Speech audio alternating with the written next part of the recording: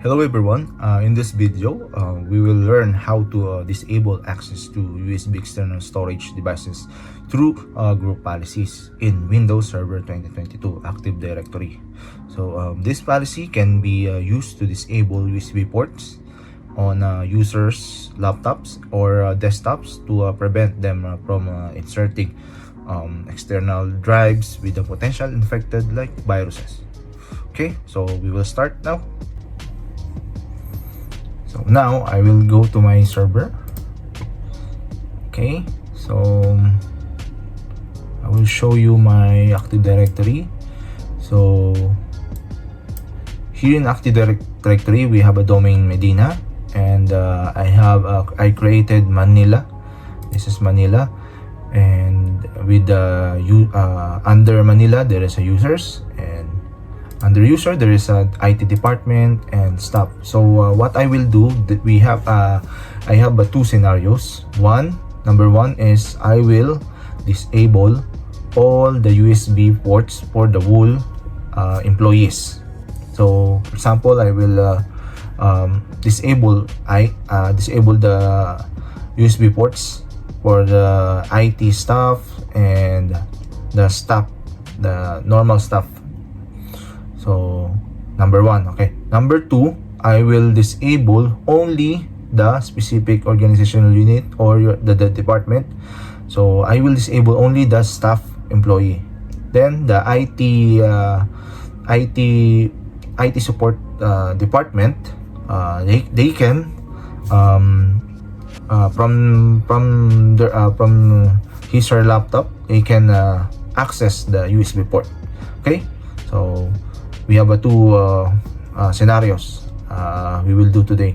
Okay, now I will start from tools. Click tools, find the group policy. This is a group policy. Click the group policy. Then from the domain, expand the domain Medina. Okay, then find your find the Manila. This is the Manila, and users under the users IT and staff. So under the IT there is one user, or John Michael Medina user, and staff there is one user, the Elius Luan user. So to create the group policy, just click the group policy, right click here, new. So make it put the name like disable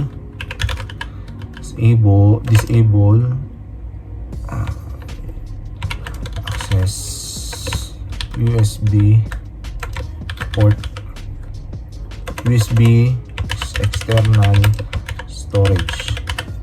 Okay, so to for the identical, so you will know what is the group policy. Click OK. Once you click OK, right click the one you created, the one you created the new policy. Right click edit,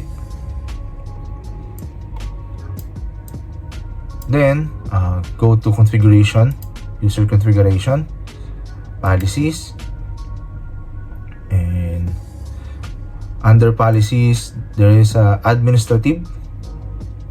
Okay, from administrative expand, go to under administrative, go to system, double click the system, then find the removable storage, this one, double click, then find the all removable storage classes. Yeah, this one, classes deny all access. So all removable storage cannot access. So right click, edit. From here you need to enable, apply, click OK. Okay, now close. So I already created and enabled this group policy object. Now from my PC, I already created from Hyper-V the two Windows 11. Assuming this is the two laptop. Okay, I will log in. For now, I didn't link the group policy, the new group policy we created. So I will show you.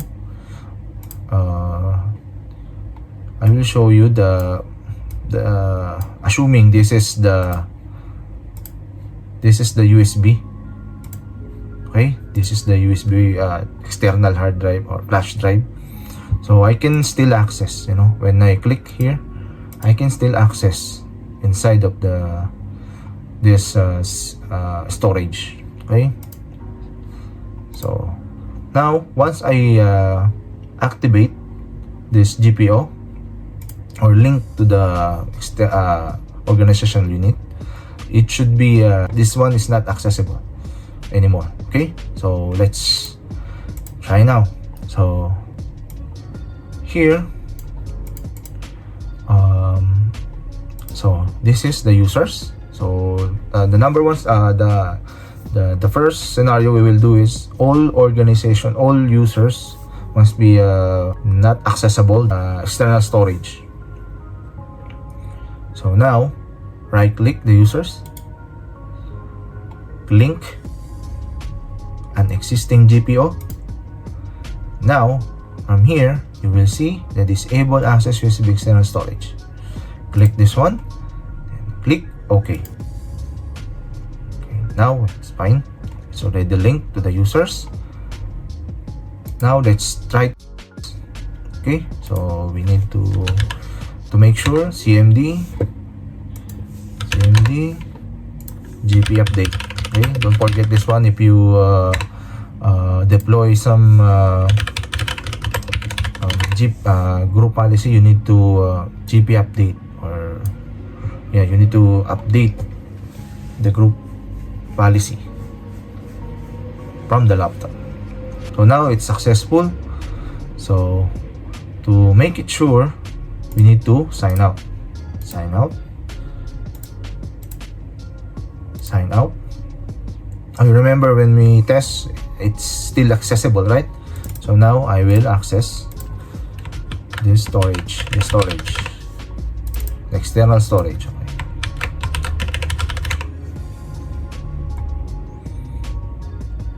So assuming this, which laptop is this?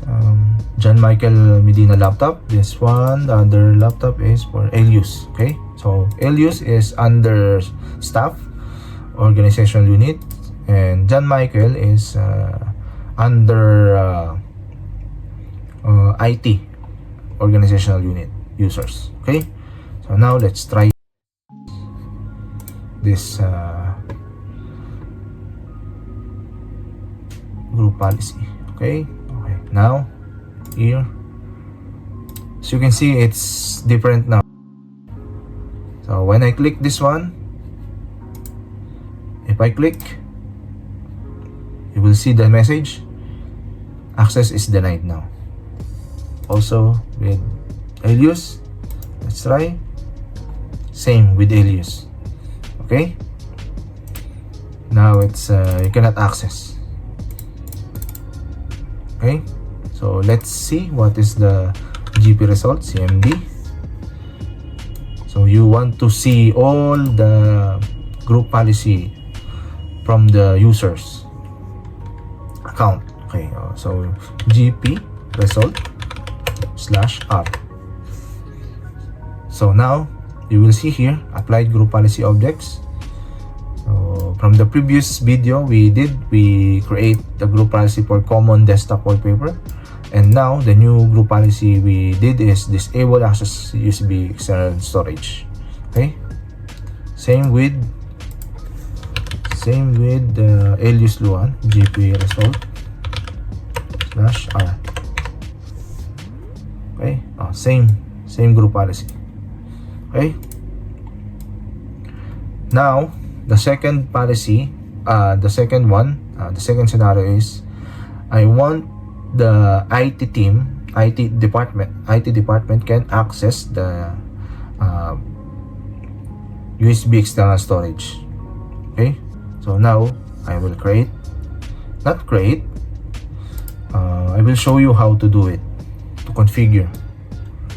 So here, from here, we did from the all users, right?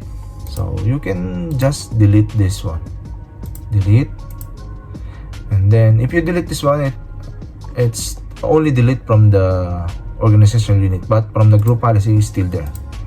So now you just only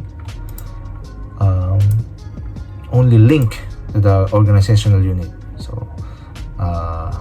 what we need is the staff is they cannot access the USB port, right? So from the staff, right click, link an existing GPO, disable access USB external storage. Okay, click OK.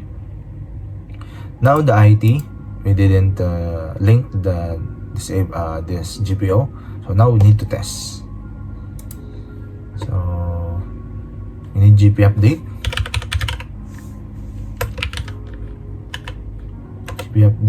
force, GP update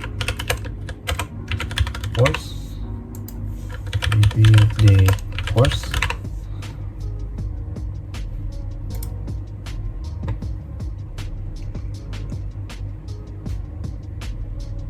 So now need to sign out. You see, I think it works even without sign out, but we will sign out. Sign out.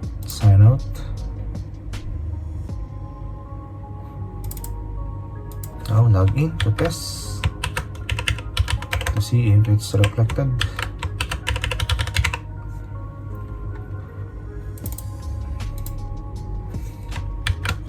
So Elias Luan cannot access the USB port. John Michael Medina user can access the USB port. Okay, so this one should be accessible. Okay, now it's accessible again. I can access, I can click, I can install.